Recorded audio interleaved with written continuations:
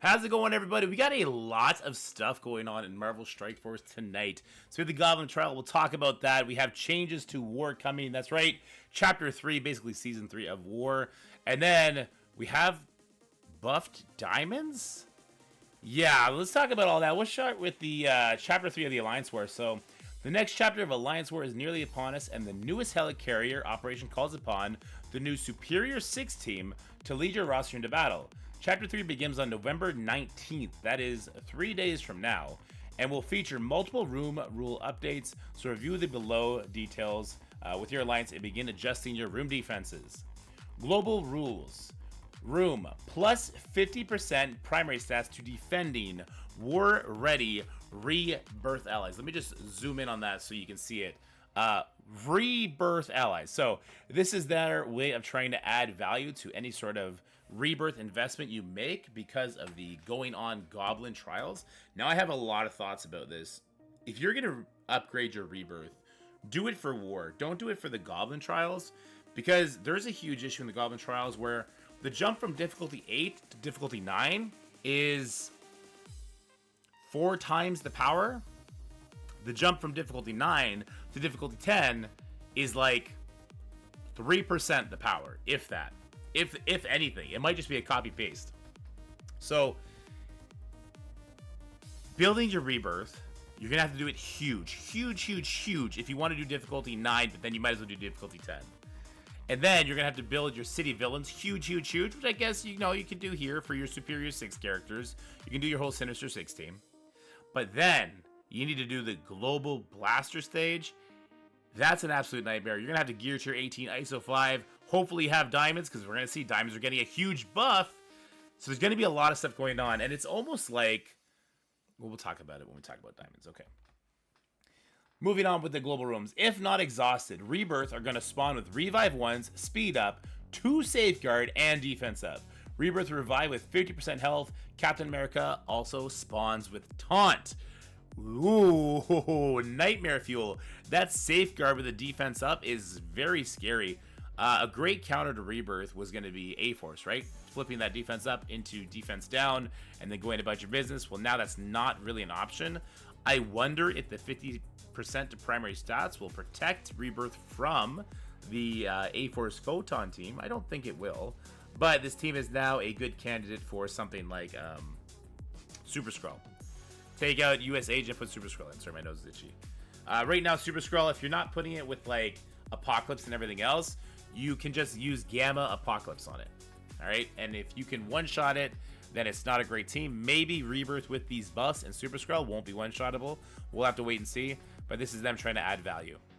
Then we have just some regular room stuff. So 20 primary stats to war-ready attacking allies, and an extra 10% to war-ready attacking Superior 6 allies. So that's giving you some love there.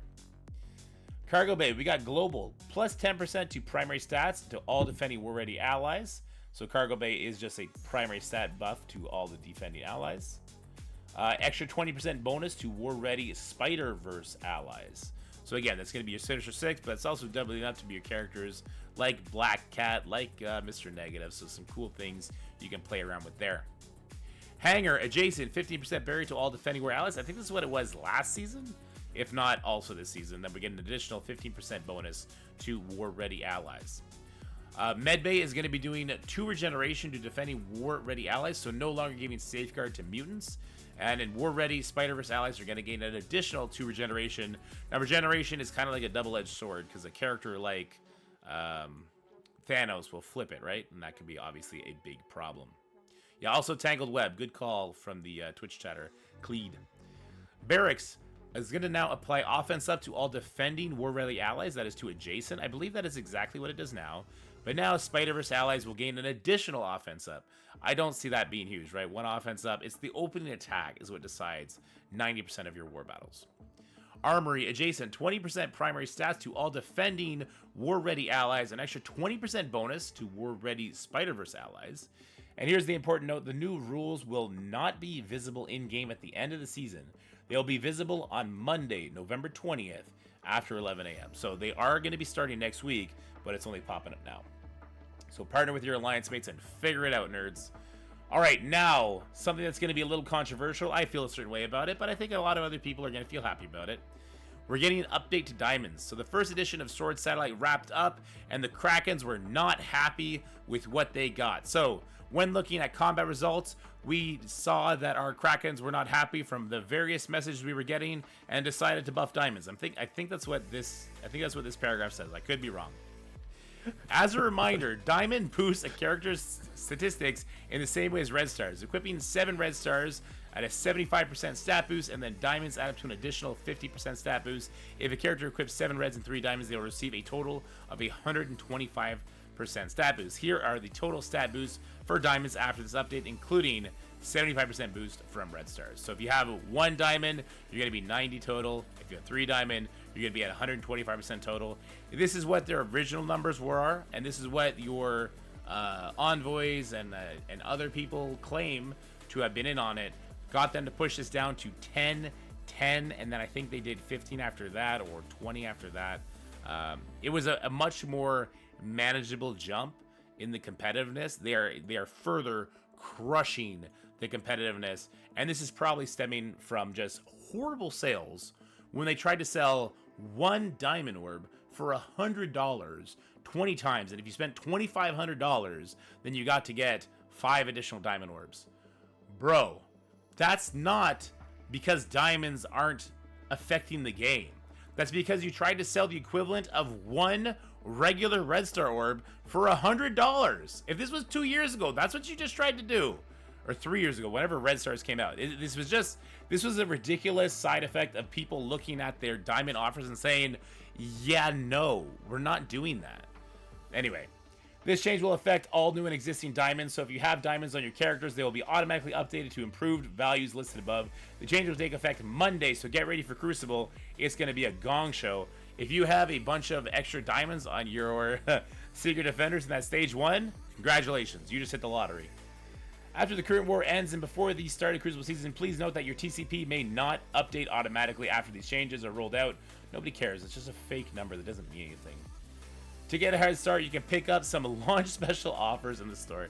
Yeah, so if we go check out the store, they did put out some new offers. So not only did they buff diamonds to try and make them better, but now you can get 2.5 diamond orbs for $100. This is 100 American, it's 130 Canadian.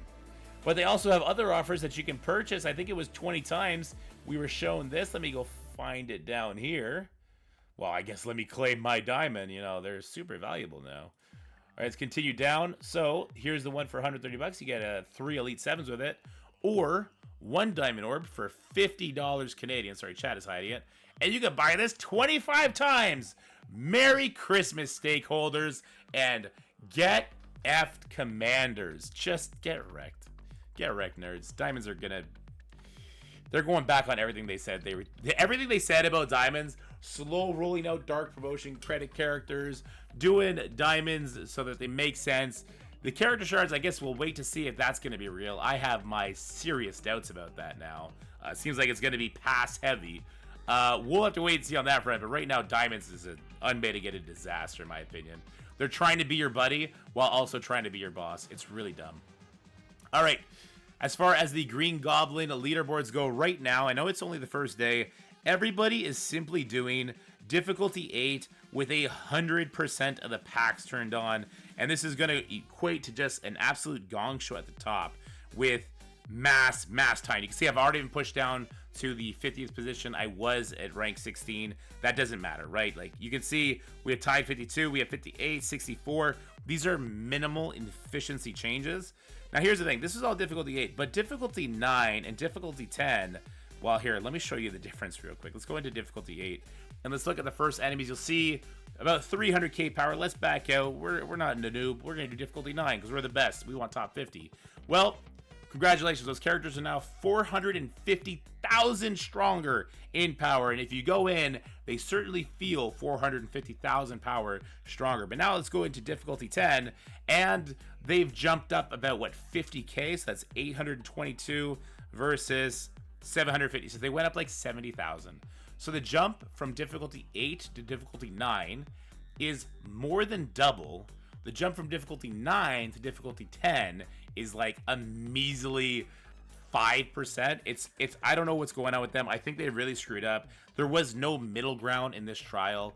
And it's going to cause a big headache because the traits that they chose, namely Global Blaster and the Rebirth trait, are causing huge headaches at this higher difficulty. Now, I did already go into difficulty 9, and I made it all the way to the Global Blaster, so I did beat the first Rebirth trait, and then I got stonewalled. I couldn't get anything to go my way there. Global Blaster, there's just no sustain. There's no interesting mechanics like Archangel. He does lots of turn meter rewind, and you can see the value of that when you're doing difficulty 8. You could really get ahead of the curve. But when you add 100 and whatever percent stats to the characters after that, Archangel isn't going that fast. He's not doing that many turn meter rewinds, and it becomes a nightmare. So I'm going to be interested to see who does push through and do difficulty 9. But here's my advice for you big spenders out there, you guys who are going to have mucho diamonds when it happens on Monday. Wait till Monday. Do your run then, okay? You had a couple hundred extra Elite 7 orbs. You popped them all. You were able to direct promote your favorite characters. Hopefully you did Gambit. Hopefully you did some Rebirth characters. What I would suggest you do is go into difficulty 9, take off the experimental serums, enter the fight, do nodes 1, 2, 3, 4. And if you could beat 4, nodes 5 and 6 are going to be easy for you. Then you can try and do node 7. You know, you got a really strong Sinister 6 team. You have Green Goblin now, though he has only yellow stars. And if you can get through these 7 nodes, you will have a higher score than anybody who does 100% on difficulty 9. All right? So that's my advice. If you're trying to get the top 50, that might be where it slates up once the diamond change is in effect. Let me know what you guys are thinking about the war changes, about the diamond changes, and about the Goblin trial. And from me over here in Canada, in my little ranty corner at 9 o'clock at night, have yourselves a great day, night, morning, whatever you're doing. Bye for now.